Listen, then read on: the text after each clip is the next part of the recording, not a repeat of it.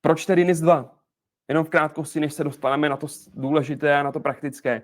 NIS2 samozřejmě nepřichází z čista jasna, vychází z nějaké koncepce už původní, směrnice o kybernetické bezpečnosti nebo Network Information Security z jedničky, která přišla někdy v době, kdy už tady v České republice vznikal i náš původní zákon o kybernetické bezpečnosti, takže v podstatě je tady už nějakou dobu smysl regulace toho, že máme nějaký typ služeb, systémů významných a tak dále, které prostě chceme chránit.